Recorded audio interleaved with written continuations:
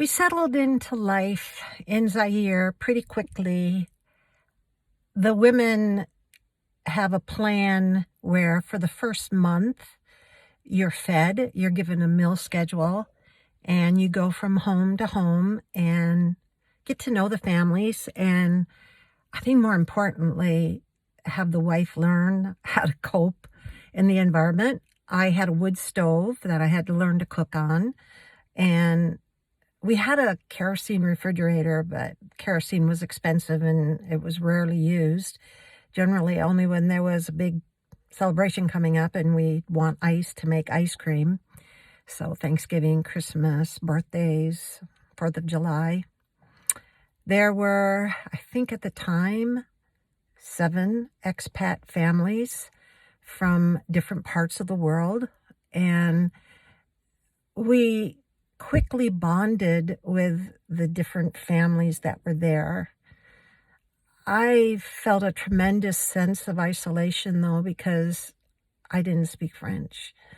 And in the community where we lived, Lukanga, the local language was Kanandi, which is a tonal language and hard to learn.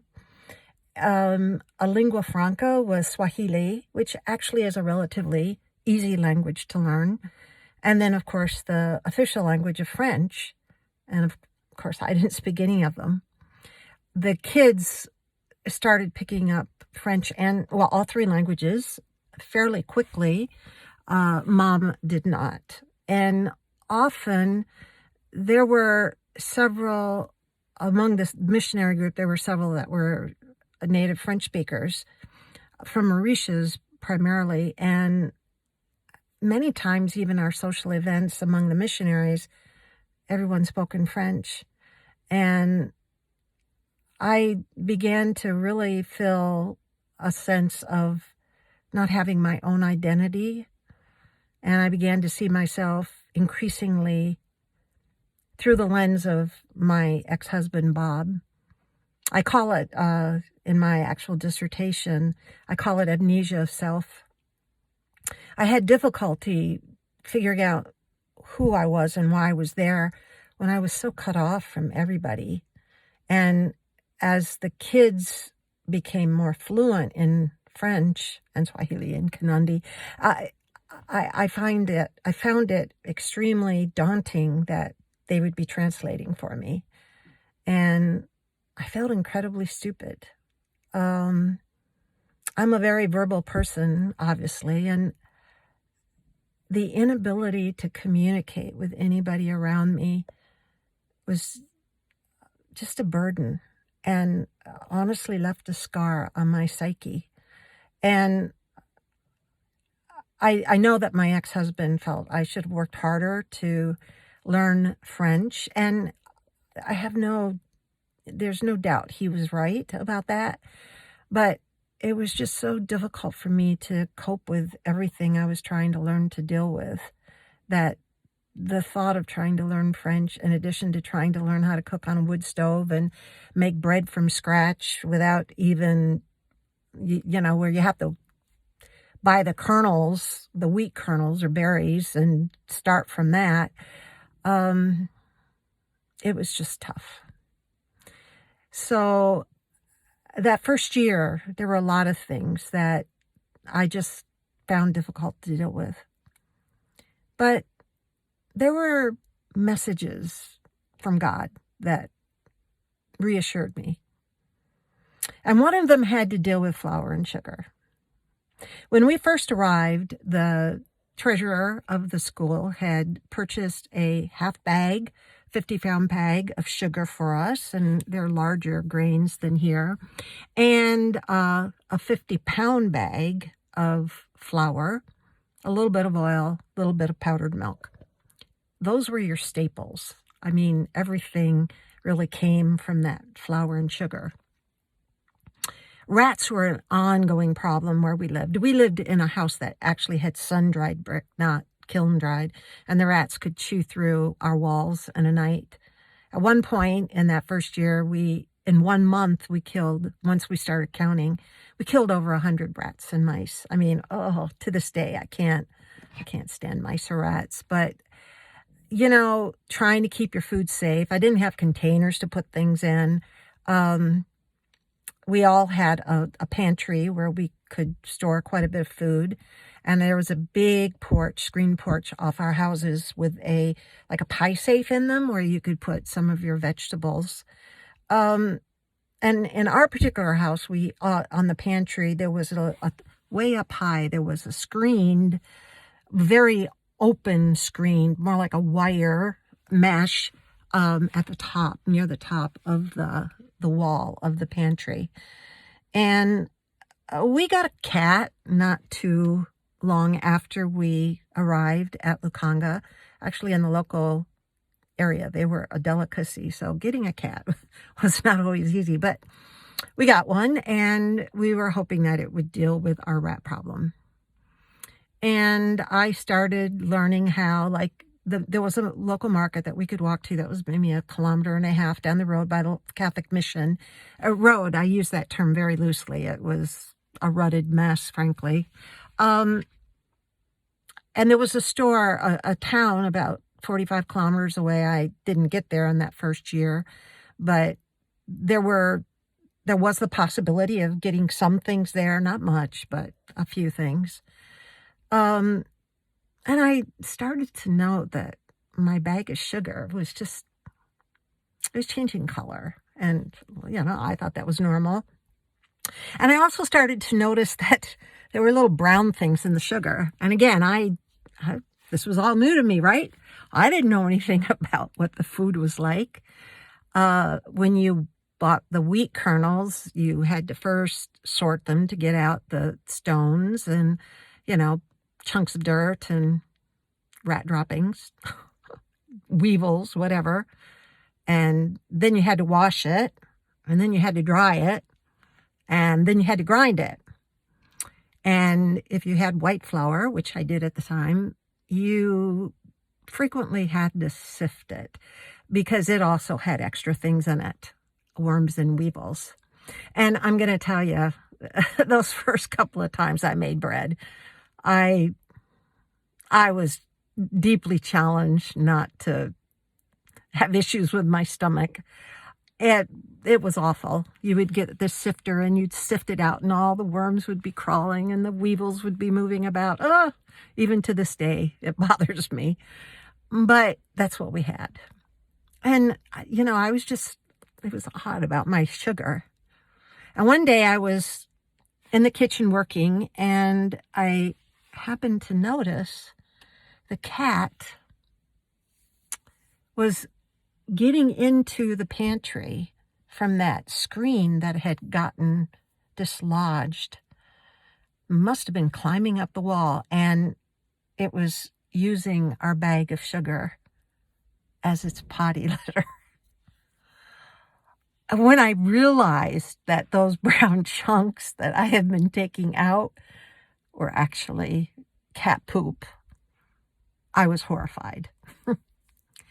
Now, whenever we had a big celebration, the lady who was in charge, the mission director's wife, Evelyn Wallace, would assign different tasks to people. Somebody would make the entree, another maybe the potatoes or the salad or whatever. And juice was always a challenge because it took so much work and a lot of sugar. And you really needed to have a pass feed or a food mill to really make the drink, which I didn't have. But she usually assigned the juice to other women, not me.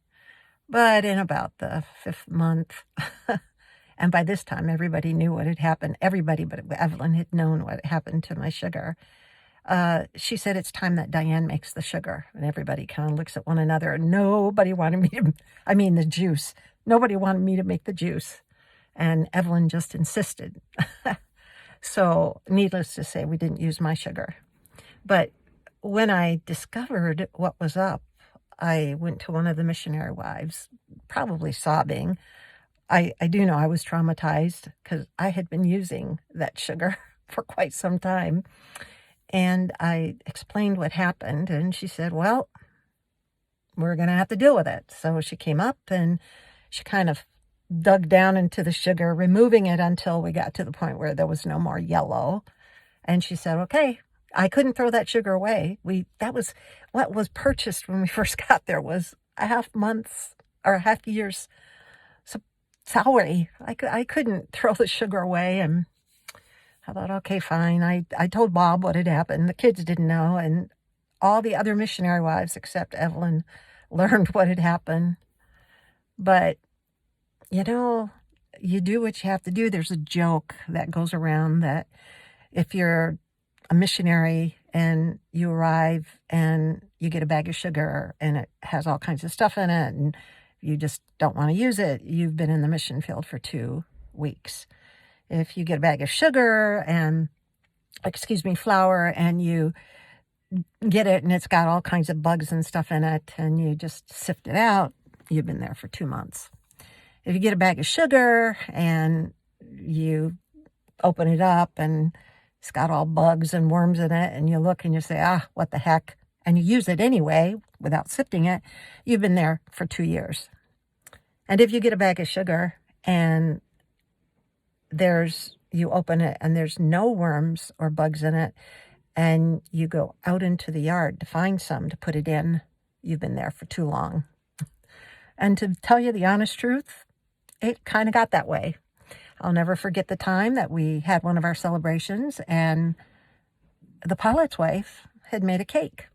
And it had these little brown things in it that were like fennel seeds. And we all were saying, oh my, this is a nice, the crunch in the cake is really nice. And we asked her what the seeds were that she used in her cake. And she goes, those aren't seeds, those are weevils. And we were just like, weevils? Don't you sift your flour? And no, I don't sift it anymore. Like, why? And on one level, she's right. She said it's just extra protein. And yeah, a lot of people got to that point. I didn't, but many did. But about 7 months into being in Zaire, I was pretty much out of flour and sugar. And I was distraught. It's like, God, I can't survive here without flour and sugar. And the mission director or the treasurer was going to Butembo to purchase some stuff. And he got the list, and what we needed were 7 bags of flour and 4 bags of sugar. And when you go to Butembo, it's like the Old West. There's these wooden planks that go along the road, the sidewalks, wooden sidewalks with an overhang, and just one little store after the other. They all pretty much sell the same thing: tires, bolts, and nuts. Glycerin, for some reason, was a popular item. And you just had to go and see what they had, because there was no grocery store to speak of. And Gerard did his best. He went from store to store to store. And everywhere he went, he was told the same thing. No bags of flour or sugar. Everybody needs it. At that time, Uganda was still having problems with the war with Idi Amin. And so supplies weren't coming across from Uganda. And the road from Kisangani was broken down. Now, I know you're going to challenge what I say and not believe me, but there was literally a rut in that road that went from Kisangani to Ituri to Beni to Butembo that had 45 huge trucks stuck in it. 45. Because of the rain. And when they get stuck, they just dig and dig and dig to try to get something out until finally there's just these big holes. 45 huge trucks, all those trucks full of supplies, but they weren't coming through to Butembo. And Gerard, he tried. He did his best to find the flour and sugar. And there was only one store really in Butembo that specialized in things, and that was the store that sold glass. Given the roads in that part of Zaire, you'd understand why most people didn't want to have to be the ones to buy glass, because probably most of your shipment would arrive badly broken. But as you came out of Butembo going back towards where we were, and Butembo was on the other side of the equator, but when you came back to cross the equator and come back to our mission, on the left-hand side, there was a store that specialized in glass and tires. And a new church was being built at that time, and we needed glass for the church. And Gerard went and asked the guy if he had the glass we needed, and he did. And so he gave him the measurements, and they were cutting the glass. And in his effort to be fair to the women, he asked the guy, "Do you have any flour or sugar?" And the man said no. And again, everybody wants it. Everybody needs it. And so, Gerard said fine. And they started cutting the glass. I don't know, about 10 minutes into the process, the owner of the store came by and he said, "Hey, you wanted some flour and sugar." And Gerard said, "Yeah." And he goes, "Well, yeah, there's a truck that just came in from Kisangani, and he has flour and sugar on it." Gerard said, "Okay, great." And he went up to the driver and he said, I want some flour and sugar." And the guy said, "Well, how much do you need?" And Gerard told him, "I need 7 bags of flour and 4 bags of sugar." And the guy kind of scratched his head and he goes, He said, "That's exactly what I've got on the truck. I have 7 bags of flour and 4 bags of sugar." So in the course of talking, Gerard asked the guy, "When did you leave Kisangani?" And the driver said, "Oh, I left on October 2. Every time I think about that story, I think about the fact that flour and sugar left Kisangani on the day that I arrived in Zaire. It left and arrived just at the time when I needed it. And when Gerard came back and told me the story, I cried. And I felt like I had God tapping me on my shoulder and saying, "Diane, I am taking care of you.